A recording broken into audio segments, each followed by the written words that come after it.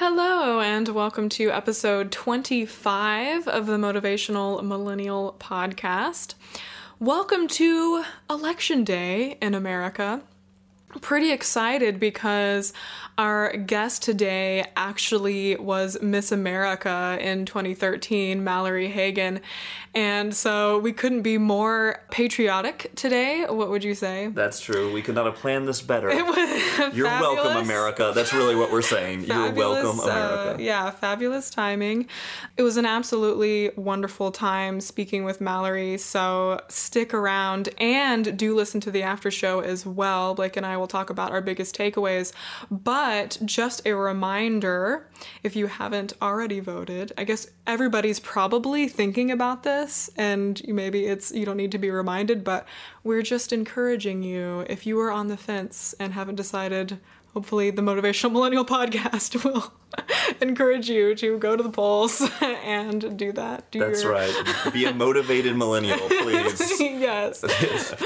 Yeah, so anyway, stay tuned. Thank you so much for being here to listen, and I hope you enjoy the podcast. Let's go. Hello, and welcome to the Motivational Millennial podcast, where we talk with inspiring members of the millennial generation who are living life with a sense of purpose and achieving their dreams. I'm Ivy LeClaire. And I'm Blake Brandis. Our motivational guest today is Mallory Hagan. Mallory won the prestigious job of Miss America in January of 2013. During her year of service, she logged approximately 160,000 miles traveling across the country to address an array of audiences on her platform Stop It Now! Child Sexual Abuse. During this time, she served as the official National Goodwill Ambassador for Children's Miracle Network Hospitals, lobbied for funding for children's advocacy centers, and spoke at numerous fundraisers, forums, and charity galas.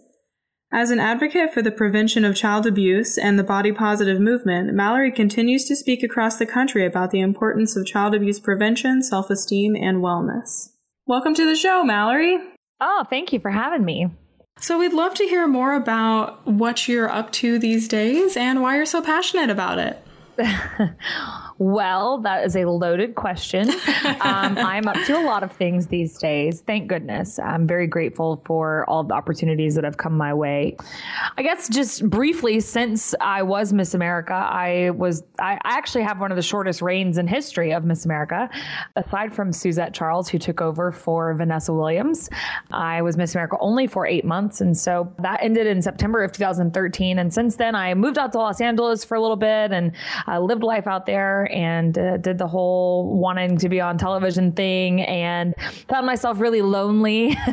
So I moved back to New York, where I had been in the years previous to that, and just moved back to my hometown in Alabama after 2 years in New York. So 3 years post Miss America, I've lived in Los Angeles for a year, New York for 2 years, and now I'm back in Alabama. And I'm back and I'm working at a local television station in Georgia called WLTZ.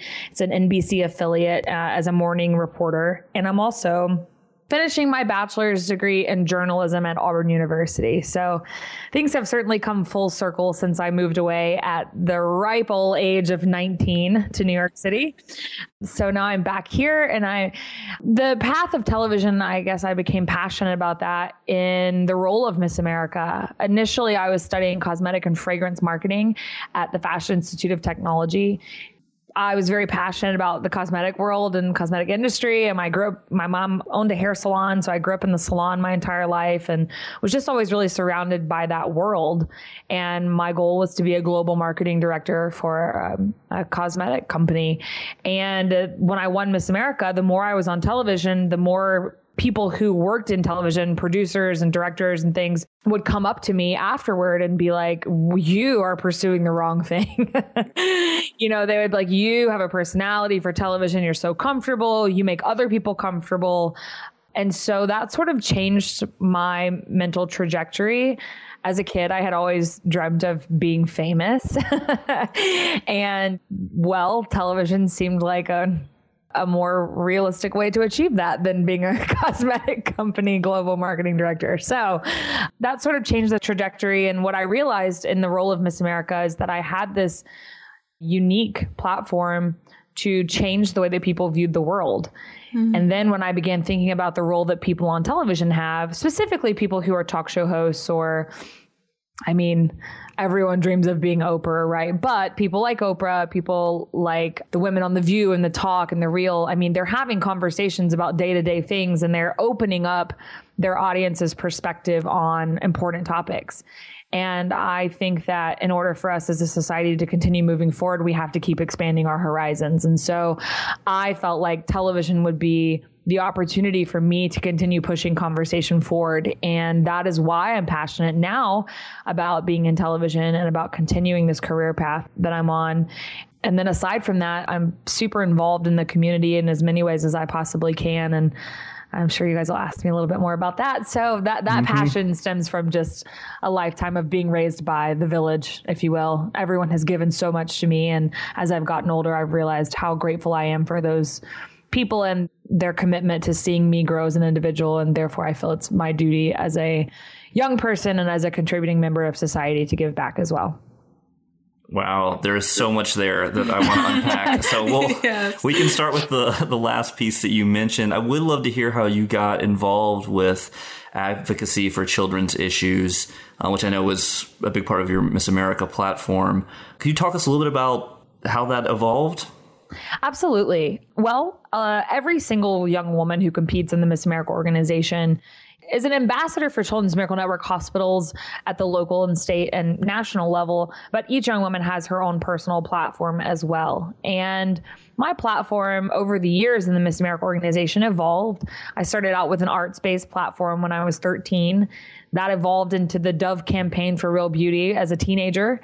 And throughout the first couple of years that I competed as a Miss in the Miss America organization. And I remember the turning point for me in my role in the Miss America organization and understanding truly the impact that I could have was the first year I competed in Miss New York. I was first runner up to a woman who is now a very close friend of mine. Her name's Claire Buffy. And so she had a platform called Straight for Equality, Let's Talk.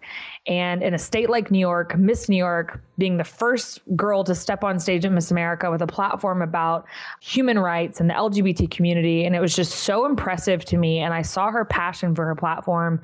And she created so much change over the course of her year. I mean, she was there talking about marriage equality as marriage equality was happening. And to me, that was so impressive. And so that was a major turning point in me digging deep and being like, okay, if I were to win Miss New York, what do I really care about? And what makes me want to get up every day and talk about something, but also what do I want to see change? And pretty much all of the women in my family were sexually abused or sexually assaulted at some point in their life. I always felt very passionate about that subject, but I never felt that it was a story that was mine rather to tell. So I felt a little bit of a disconnect from that subject, or I felt like maybe people wouldn't see that as a genuine interest of mine or a genuine passion of mine because it didn't happen to me. But then I started thinking about, well, my family prevented it from happening to me, so prevention is possible. And so I began thinking about it from that perspective. And I remember having a very long, heartfelt conversation with my mom that started with me calling her to ask and her calling me to tell me I should change my platform to this very subject. So we had the same thought on the same day at the same time.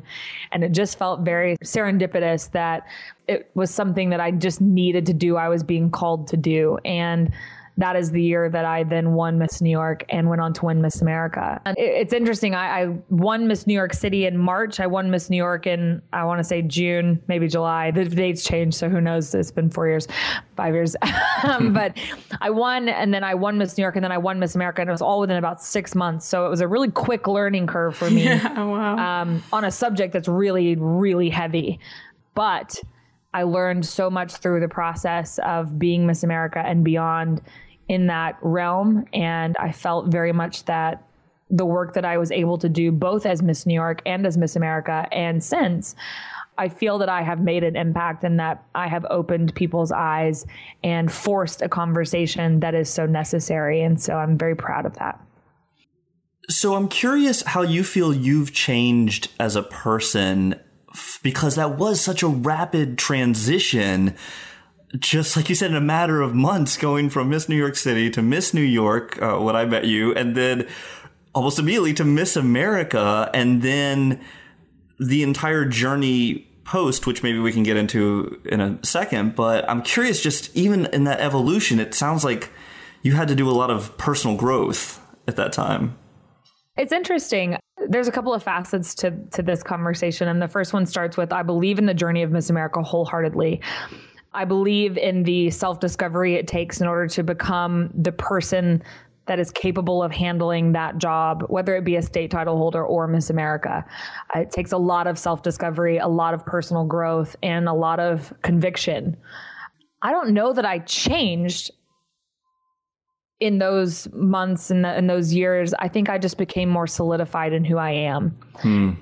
Post Miss America, I realized I am so much more grounded in exactly who I am. I know what I stand for. I know what I'm willing to stand up for.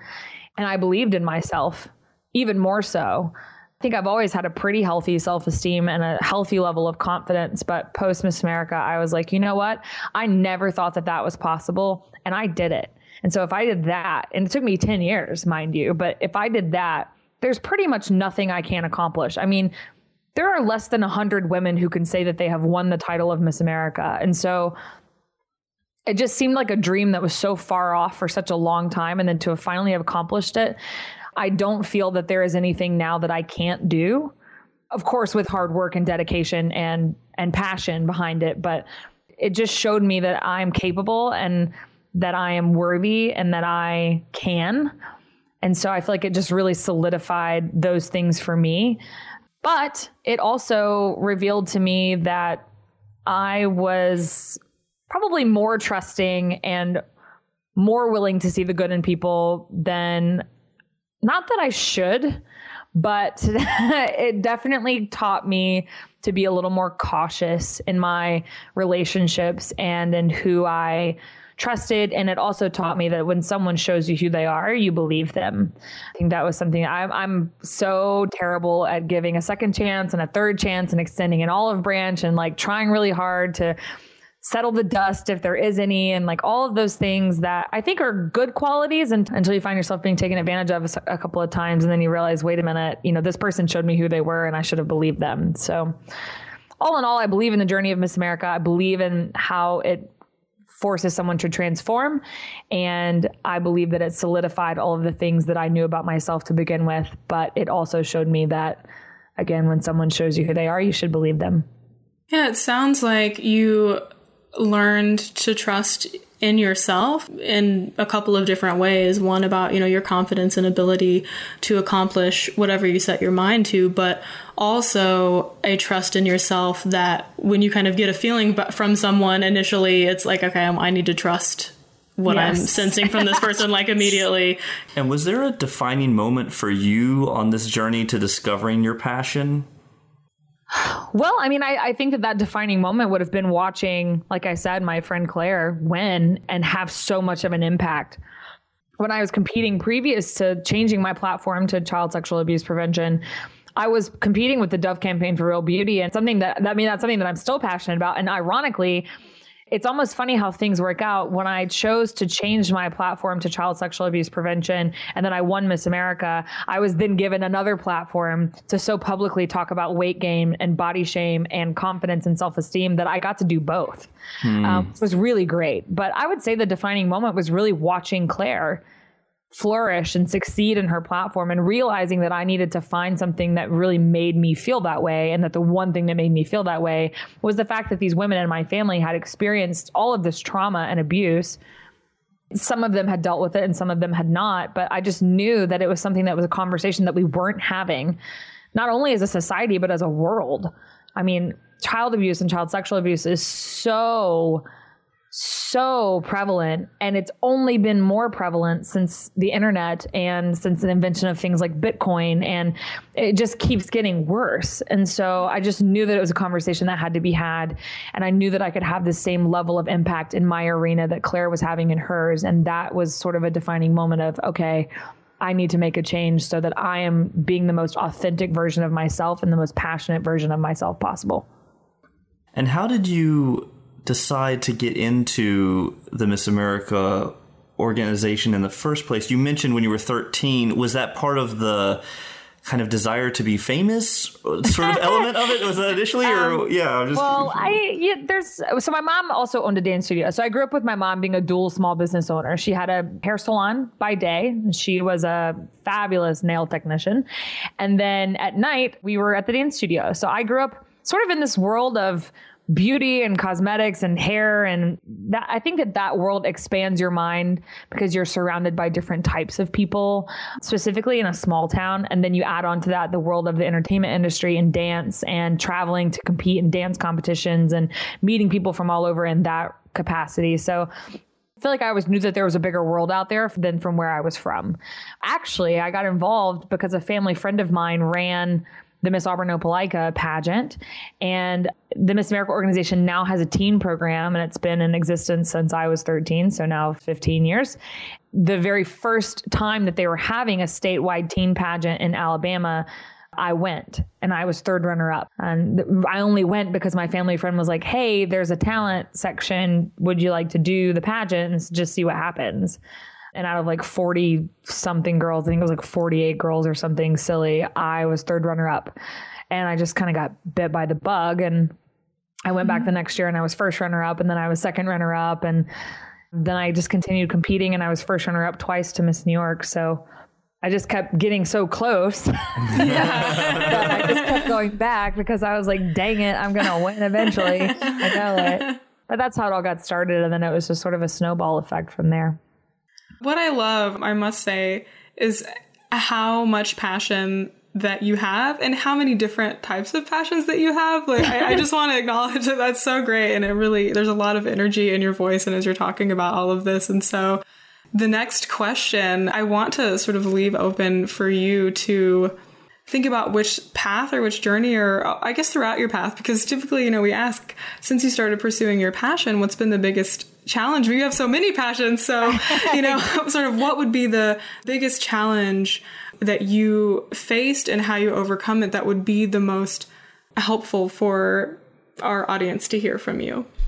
I've truly always been passionate about body image and self-esteem because it's something that I not only recognize and see in other people. I mean, when you grow up in a dance studio and you're forced to stand in front of mirrors for your entire life, and it's very well known that the dance world in and of itself sort of can be, it's not always, but it can be a bit of a breeding ground for pretty detrimental body image issues. And I feel very lucky that I did not grow up in a household or in a dance studio that was like that. My mother, that is not her way of doing business, I guess you would say. But to witness the young women around me and their self-esteem just start to crumble, I would say at 10, 11 years old, you start to really realize that we have created a society that feeds off of all of us feeling inferior. I would say that the biggest struggle I had was maintaining that sense of self and yet still trying to be the ideal that was necessary in order to win the pageant of Miss America. So fighting this internal battle of I'm not fat, I look freaking awesome, but I still kind of need to lose like 8 more pounds because I'm going to be in a swimsuit on stage on an HD camera. So like that internal battle was a big one for me for a very long time. I mean, for the 4 years I competed as a Miss in the Miss program. And then it became an even bigger internal battle as Miss America, as being public, like in being publicly shamed for gaining weight. It just made it worse. Like, I was like, what are you all talking about? I still look fantastic. I'm a size 2. Like, everybody just calm down. Wow. Yeah. And so it created this internal battle of, well, this is my job and it is my job to look like Miss America.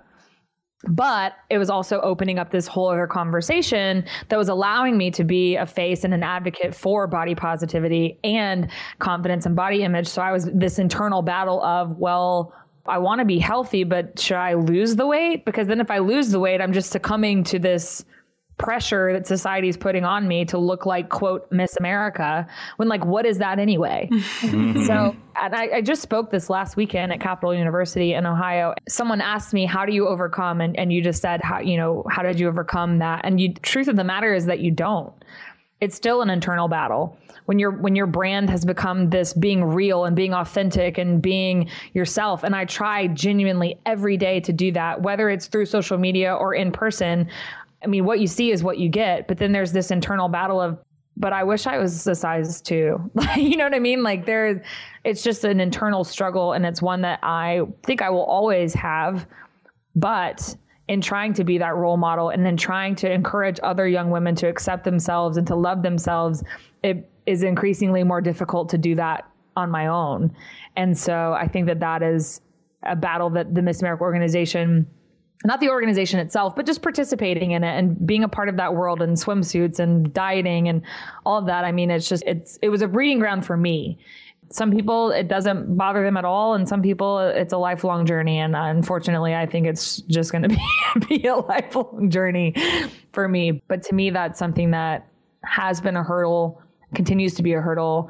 And that's why I feel very passionately about it, because I think that the more we talk about it and the more we open up the conversation and the more we uplift each other as women and men, the easier it's going to get to be a society of diverse body types as opposed to ones that we aspire to.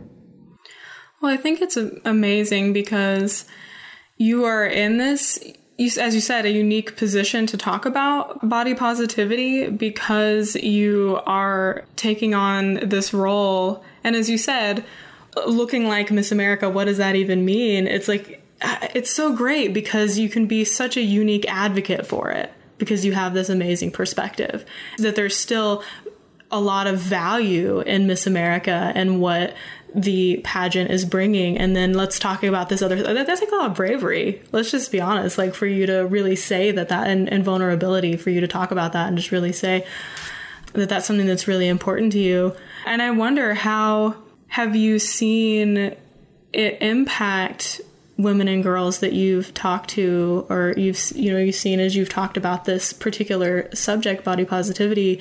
How have you seen it affect them? It's hard to say. In one-on-one conversations, I've obviously had people come up and say, thank you. You showed me I didn't have to be a 0 or starve myself to win. And I didn't, and I did win. The comments on social media never hurt. It's interesting. It's a two-way street, right? So to post a picture to try and inspire other people, there's a knowledge there that you're going to be inspired in return by their positive comments and their uplifting attitude and their acknowledgement of their inspiration. So that part's always really nice. But I mean, I have looked at girls in their face and said, then please don't compete anymore. Don't do it to yourself. I had a girl in California come to me. I actually went to the Miss California pageant. I guess that was 2 years ago, just to watch, just to spectate, which you're not really ever allowed to do as Miss America because you always end up getting called up and talking about something. But that's okay. That's totally fine. But I went, and this girl I have no idea. She could totally still be competing. I have no idea. But she came up to me afterwards, and she looked fabulous. Like, she had a banging body. And by banging, I mean, she looked healthy. Like, she looked like she worked out. She looked like a healthy girl. And she said that all she ever hears is that she needs to lose 10 more pounds. And I'm like, first of all, how does anyone even know what 10 more pounds looks like? It's such a ridiculous concept. And she said, I'm just really tired of it. And I said, well, from somebody who's still dealing with it, then don't. Like, just don't do it. There are so many other ways to gain scholarship money and to gain networking opportunities and to create relationships. And if this is going to be something that adds to your, or takes away, I guess, rather, from your self-esteem and your confidence for the rest of your life, because who knows, it could, then don't do it. So, I mean, I've had both conversations with girls. I've said, you look great. If you can handle the mental side of this, then do it. And then I've looked at girls and said, don't do it to yourself. And I have no problem saying that. I think that the Miss America organization is wonderful, and I am so grateful for the opportunities and the scholarships. But, you know, there's also, there's a whole nother side of it that is internal and very mental. And that's a struggle, like I said, that I probably will deal with for a long time. And if I can steer someone away from that struggle, then I might do that. Yeah. Well, and that's what's so challenging too about defining people by waist size or weight, or just listening to you talk about that. I mean, for one thing, I think as a man, I'm just made so conscious of how no one has ever said any of those things to me. I mean, I was incredibly skinny as a small child, and so people would yell, cruel things to me about that. But certainly post-elementary school, just how little I ever was forced to think about it. And I think that's really what you're highlighting is even if you're able to just say, this is who I am and I am making decisions that I feel are good for my body and what I want, like, even if you can do that for yourself, which is awesome, there's still all of this external feedback and criticism and just even commentary on your body. And it's so frustrating to hear that in one sense for me, because I'm like, you are so many more things than just your waist size or whatever else. Yes.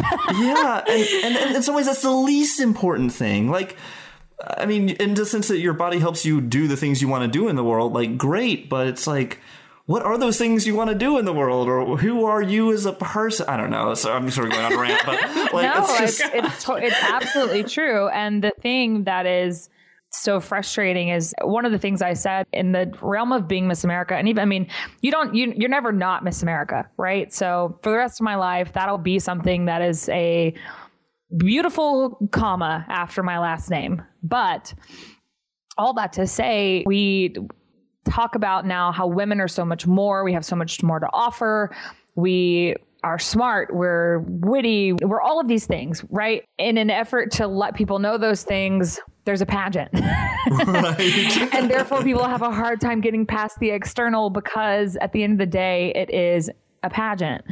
And so that was a very difficult thing for me to consistently overcome in the role of Miss America and Post, is that, you know, we are intelligent and smart and complex human beings, and we should not be reduced by ourselves or to each other to a number on a scale. And that can be really challenging because women are the worst. Women are the worst to each other. And that is the hard part. Yeah. A guy doesn't notice if you gain 5 or 10 pounds, generally speaking, but you better bet your best friend does. You know, like, so this concept of like, we have to start with each other. Women have to start with each other, because I truly believe that we are both the victim and the culprit in all of it. Yeah. It's a reflection of how internalized these messages are, such that we don't even realize that we're also upholding them. Yes, absolutely. Mallory, what advice would you give to other millennials who are on a journey towards fulfillment and success in whatever realm they might be finding themselves? Oh, gosh. Well, this is such a loaded question, too. I feel like millennials have gotten such a bad rap, you know, lazy or entitled or all of these things. And I don't know about you guys, but I don't have any friends that are lazy or entitled. I have some that might have grown up with a little more privilege than others, but even so, they get a big slap in the face come graduation and they can't find a job, or they do find a job, but it's not paying what they thought it was going to. And I mean, living in New York, everyone I knew worked very long hours for very little pay. And I mean, I know for a fact that the job I have right now, the entry level pay hasn't changed in over 20 years. So I would just like to debunk that, like, millennial thing right now. But I don't know if you guys have ever read Meg Jay's book, The Defining Decade. She has this analogy that I think it's so described me. So I don't know if it describes you guys, but I think it'll help. And it's that millennials are this age group that we've been told we can do everything. And therefore, we were allowed to explore our passions. And so we like art and we like sports and we like this and we like that. And we're kind of good at a lot of things. And we don't really know if we're excellent at anything. And so she describes our generation as a bunch of people who are out in the middle of the ocean. And we know that there's land. Like, we know that there's land because there's land. But we just don't know which way the land is. And so therefore, we just stay treading water because we don't know which way to swim. And so my advice is, pick a direction and swim. And when the course changes, allow it to change if you want it to. We get stuck in this, well, I don't know what I want to do. I mean, I could do this or I could do that, but I'm not really sure. And my advice is to just say, you know what, right now, this option is presenting itself and no other options are. And so whether I want to do it or not matters not. I should go in this direction and hope and pray and work towards whatever it is I want in the meantime. But allow yourself to take a road, even if it's not the road that you're sure you want to be on. And I almost promise that other ones will open up if you just set down a path. My advice is to just go and allow the things that happen to come what may. That's a great reflection. I think often the treading water metaphor is apt because there's this idea that not only is it at the edge of the ocean somewhere, but it's the promised land.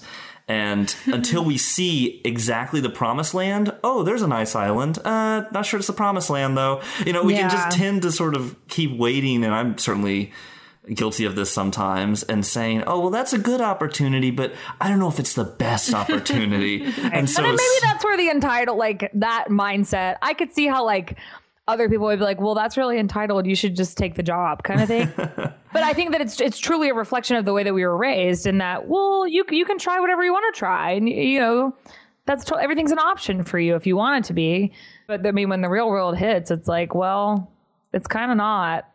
So yeah, exactly. You can do that until you actually have to pay rent. Then, you can either keep doing that. And if it's not revenue generating, do something else that is until you reach that place. But so for you right now, what is that path you feel that you're on next? So you're doing the news, you're finishing your degree.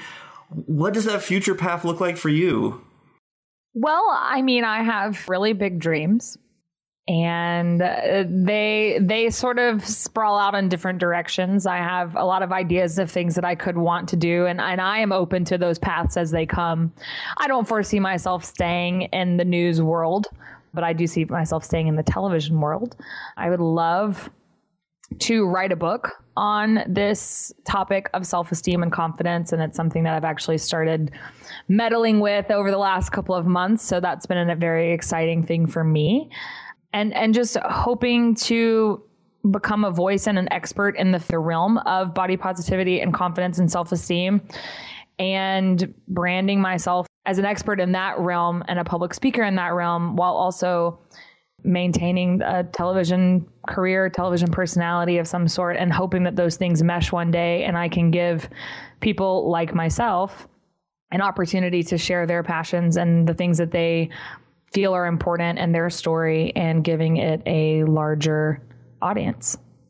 But I don't know how that's going to happen because there's not a roadmap for television really, but it'll happen one day. One day. Well, you're certainly on the path. Yeah. It's trying. It's truly a testament to your advice of saying, kind of pick a path and start moving forward on it. Because what happens is when you pick something, you start to learn what you love about that thing and what you don't love about that thing. You start to learn where your skills really shine. And, it helps you narrow down, just like you didn't necessarily think that you were going to be pursuing television initially, but then people were like, this is really amazing. And you're like, oh yes, because you started down a path and you chose a path, it opened up to this whole new stage of your life. And now you're moving down that too, and exploring the opportunities as well. And I think the thing too is one of my biggest mottos is to just be courageous. You don't know what's going to come in life. You just have to go. Mm-hmm. And I have certainly not made all the right decisions at all. But the decisions that I've made have led me to where I am. And for some reason, this is my path for a reason. So I don't know what it is yet, but I have faith that when I close my eyes for the last time, I will be fulfilled, because I have no qualms about change or direction or my path. It's just going to be what it is. And as long as I keep moving forward and I keep being unaffected by setback or change, then I really can't go wrong. Yeah, I love that so much. So we'd love to hear about your morning routine. What do you do when you wake up so that you can have a really awesome day? You laughing? What does that sure? mean? Yeah. Yeah, and your morning news hours, I'm sure. Gosh. So I live on Central Time and I work on Eastern Time. I work Eastern Time from 4 a.m. till noon, which is 3 a.m. till 11. And the kicker is that I live about 50 minutes away from where I work. Oh my gosh. So I wake up at 1:30 a.m. Central Time, get ready in about 35 minutes usually, pack a coffee and 2 hard-boiled eggs for the road, and drive to work where I am a morning news reporter. So I do the live broadcasts for the first 2.5 hours. Well, I work for an hour, then 2.5 hours of live broadcasts. It's my job to go out into the community and find people who are interesting or have something going on, or they need to promote an event or whatever it is. And I give them the opportunity to share that on air. And then after that, I spend the rest of my morning either shooting other things and editing them together for the 6 o'clock or 11 o'clock news, or if there's not really anything going on for me to do that, then I spend the rest of my day booking talent for the rest of the month, or, booking out as long as I can. So I really, really love my job. But after that, I then get in the car and drive an hour to school where I'm in class from, generally speaking, I'm in class for 2 hours a day after work. So my days are long at this very moment, but I enjoy them, and I'm very grateful. My school's paid for through my scholarship money from Miss America. So that's nice. It gives me a little bit of leeway. I don't really have to go full ride all the time if I am feeling overwhelmed. And that's been very nice because I've just been taking my sweet time. Well, do you know what occurred to me as you were talking is that you are probably totally a part of other people's morning routines. And that's really cool. It's like very meta. So, it's funny. I run into people now. I'm from a very small town. So, everyone pretty much knows everybody anyway, but I'm still running into people for the first time having moved back. And everyone's like, "Oh, I watch you every morning." That's so great. You help people start their day. Doing a great job. So yeah. That's really fun. I love it. So as we're wrapping up here, would you share a motivational quote or a book that has really changed your life in some way? Oh, well, there are a lot of both quotes and books that I very much enjoy. I'm a person who is consistently reading, I don't want to call them self-help, but development books, Personal, we like to call it personal development. That's right. Like The Defining Decade, things like Lean In, those are the types of things that I really love. But one of my favorite quotes is actually from Oprah. And I try really hard to live by this because, well, she is someone that I aspire to be like, but also I often feel like I fail and then I get down on myself. And like I was saying before, you just have to realize that that's a part of what's happening in your life and it's a part of your path and you have to move forward. So one of her quotes that she says, that's one of my favorites, is that things will show up and it will look like failure, but it really is just life trying to move you in a different direction. And so I try and hold on to that. When something doesn't go my way, or I'm just not jiving, or I can't figure it out, or I'm like, what is wrong with me? So when things aren't going my way, or I feel like maybe life isn't happening the way that I wanted it to, or I thought it should, or society tells me to, I just try and remember that, everything happens for a reason, and something that looks like a failure is really just God trying to push me in another direction. I totally resonate with that. I think of it in a very similar way, as that knowing that I am always supported by the universe. Even when it looks really down and times are really rough, I just think, okay, on the other side of this, I will think, wow, I really needed to go through that to get here, And so it can be very powerful to hold on to that in the midst. I may not fix how you're feeling, but it can be helpful to just sort of allow yourself to move through it for sure. Yeah, the days when you're like, I don't really know why this is happening to me right now, and I really hate it. Yeah. But one day I'll be like, okay, it's fine. Totally. So this is a bit of an aside. Was the position of Miss America fairly political in any way? Obviously there's sort of the body politics of it that we've kind of talked about, but did you find yourself getting drawn into some conversations that you were not necessarily anticipating debating as Miss America? Well, I actually was very prepared to discuss political topics and things that were controversial. My onstage question at Miss America had to do with gun safety and whether or not we should add armed guards into schools with our children, which I firmly disagree with. And I felt very lucky. Joe Biden called me post Miss America and was like, I would love to work with you. I felt more that I was held back in those topics by the actual Miss America organization and less by my ability to be a contributor in those fields. I would have loved to have sat on a panel and talked about the legalization of marijuana. I would have loved to have sat on a panel and talked about gun safety in our country and why it's important. There are so many topics that I feel could have been highlighted. And as Miss America, I could have had a really unique voice. And I think that as a Miss America who was from Alabama, but represented New York, I had a very unique perspective on the world that we live in and on both sides of the coin. And to me, that was something that I wish I would have had more of an opportunity to do. I was prepared for the political conversations. I think it was the organization that wasn't. You are a brave human. Mm-hmm. Thanks. That's the summary of our conversation with you right now. Thank you. You guys are awesome humans. Look at you with this podcast. Sharing the good in the world. We try. Mallory, thank you so much for being with us today. Would you share with our audience where they can find out more about the work that you're doing now? Absolutely. Thanks for having me. Well, all of my social media handles are at It's Mallory Hagan. The ITS is in there. And of course, my website is the same, www.itsmalloryhagan.com. So pretty easy. Would love to connect with anybody who wants to connect with me. And I'm out and about doing community service and speaking. So if you'd like to have me come and be a part of your event, let me know. I'd love to do it. Awesome. Well, we appreciate you being a part of our podcast today and wish you all the success in the future. Thanks, guys. Thank you for having me.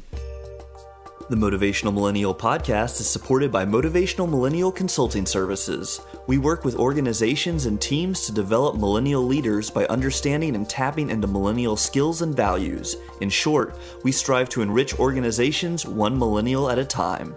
To learn more about our customized offerings, visit motivationalmillennial.com/consulting.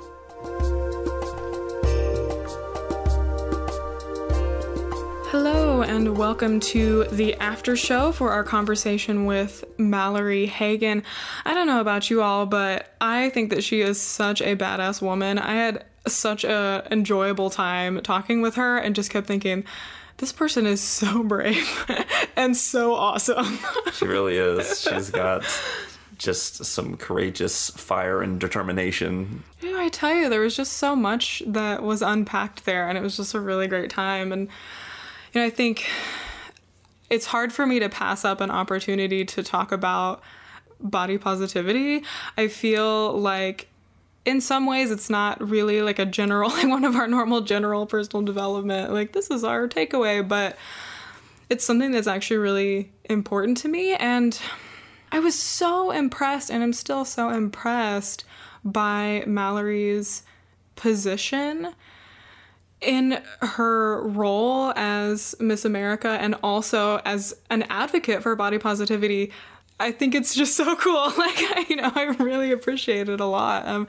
And that really takes a lot of bravery and courage. And for me, it's something that is still an ongoing struggle and experience.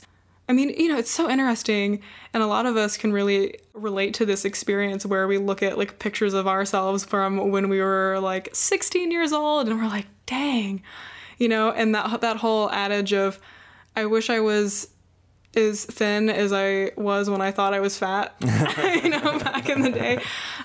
But what I really loved is that Mallory brought up, it's just a number, and how deeply ingrained some of this messaging is, such that we don't really realize how much we've accepted.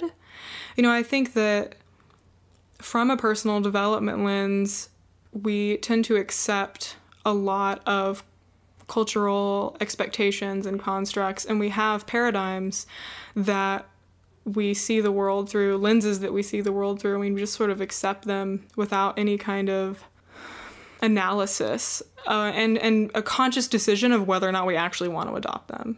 And I think that's for me, I guess one of the biggest pieces of advice, like if I could translate, like I don't want to take this to me getting on to a soapbox about feminism and body positivity. If you want to see that, you can follow me on Facebook, because that's like where I like to share that stuff. But really about how amazingly rich and wonderful life can be when you truly look at your beliefs and whether they're limiting or empowering, and make a decision about what you're choosing to believe and how you're choosing to move forward. I know for myself, it was a couple of years ago that I really saw some of the veil was lifted when I started watching some stuff from Feminist Frequency, and I didn't see it. It made me question a lot of the ways that I viewed our culture and viewed myself subconsciously. And I don't know, I feel so much more happy and empowered after really evaluating that and making a decision to change it. Yeah, I think that self-awareness of self-perception is really important, not to get too abstract or meta. Self-awareness of self-perception. But it applies to so many things. Our bodies, our religious beliefs, our beliefs about work, our identity. And in this case, I think it's equally as important for men as well as women. I think there are a lot of subconscious messages that, especially with social media, are very prevalent about what idealized masculinity looks like, either physically or emotionally, or lack of emotionally thereof. But I think it's certainly, as you're saying, for women, much more present and prevalent and heavily policed in terms of their bodies, and therefore it's perhaps more visible. But there are all those different types of assumptions that play into our lives that we don't even think about necessarily on a day-to-day basis. Yeah, and I think that, going back to bravery, I feel like I've used that a lot so far in this interview and after show. But it takes a lot of bravery to be willing to look at your perceptions and your beliefs without feeling guilt or shame for having them in the first place, and being willing to change them or go against the stream a little bit if it happens to be that way. So what was your biggest takeaway from Mallory's interview? I loved her persistence as she was talking about all of the pageants she had competed in and being runner-up and then eventually getting to the point where she was actually winning them, and then won them all in a very quick succession, from Miss New York City to Miss New York to Miss America. And I thought there was such a great lesson there about sticking with something you're passionate about, something that you really are good at least good enough to place. Mm-hmm. And instead of looking at that as a referendum on your worth and saying, wow, that means I'm not good enough, rather saying, wow, I'm so close. So, it's one of the stories I tell students in the hip-hop motivational assemblies is when I auditioned for America's Got Talent and made it through the first few rounds to end up at Madison Square Garden. And spoiler alert, I didn't make it through. You might have heard about me a little further down the line if I had. But what I just tell them is I looked at that as a story of courage and bravery, like you were saying, that I tried and I got up in front of 3,000 people and 4 challenging judges. And I performed what I loved, and the crowd loved it. And so I think the message that I really took from Mallory was stay persistent and choose the meaning of the negative or potentially negative experiences in your life to be one that empowers you and encourages you to keep moving forward. And I loved how she used the example of her friend winning, that it really inspired her. And I think that's another great framing of letting other people's success motivate us rather than saying, oh, they got it, I'll never get it, or they didn't deserve it, I should have gotten whatever that thing was. Yeah, that's sort of the next level of it. I mean, the first level is just accepting that other people have things that you may want and being okay with that. But to take it to the next level of actually being happy for the other person is advanced level humanness. Like it's really cool. And I feel like I know when I come from that place where I see something that somebody has done and I think, oh my gosh, it's so awesome. Like, I'm so happy for them. Like, it feels like abundance. It feels like excitement and it feels empowering. I feel inspired. I feel inspired by it. That's so true. Like, that's really great. I mean, and it's so awesome you brought that up, because I was trying to decide between talking about body positivity and the quote that she mentioned from Oprah, which was roughly something about things showing up that look like they would be failure, but that they're actually life or God trying to move you in a different direction. And that's kind of what you're talking about with the persistence. And instead of taking that information and thinking, oh, I need to quit, actually, not only how can I persevere through this, but how can I be inspired by other people's success in this moment?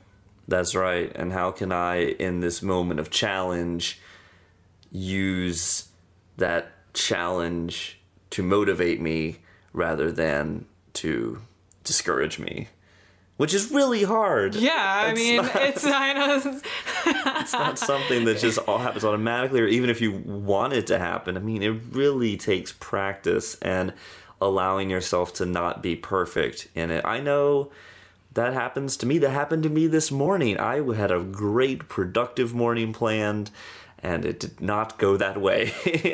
But that's okay, you know? I just look at it and say, I was growing through that process. And ultimately, that's what life's really about. Yeah, absolutely. Well, thank you all so much for staying tuned. I suck at the outro part. You should do it. Do the outro. Okay. Should we leave this in, though? Should we leave the outro fails in? Should that be our thing? Oh, I mean, they would all be me. I don't know. Maybe we should look at it as a motivating challenge. I have failed many a time at trying to outro our after show. Usually I'm trying to do some gymnastics level transition from the thing we just said into the thing where we were going. Well, and it's funny because then I'm trying to like emulate you and think of some kind of cool transition, and then ultimately I'm like, wait, what was I even now trying to say? That's not a good Bye, idea. y'all. Like, that's what I'm trying to say. Of all the things you can emulate, and please do not emulate my outros. I'll emulate whatever I want. All right, well, this is going to be the Southern outro then. Ladies and gentlemen, we appreciate you being here with us today. These are my North Carolina roots. I'm not making fun of anybody. Just loving everybody. Since it is November 8th, I mean, it may be when you're listening to this. If it is still November 8th and you have not voted, then ladies and gentlemen, please do hit those streets and cast your vote. Let your voice be heard. It is America. If you're not listening in America, then I hope you will let your voice be heard in your own local elections. And if it's after November 8th, then either congratulations or I'm really sorry. All right, well, either way, assuming the apocalypse hasn't happened before the next time you hear from us, please tune in next week to the Motivational Millennial Podcast, and we appreciate you being with us. Bye. For show notes and upcoming guests, or to learn more about Coactive Coaching, the blog, and our other awesome offerings, visit motivationalmillennial.com. Keep in touch with us at facebook.com/motivationalmillennial. We'd love to hear from you. Shoot us an email with your thoughts, comments, and suggestions at podcast@motivationalmillennial.com. And tell us who you might like to hear from, or if you think you or anyone you know would be good for the show. The Motivational Millennial Podcast is edited by Christy Hostler and Team Podcast. Our theme music was composed and performed by Blake Brandis. Have a great week, Motivational Millennials!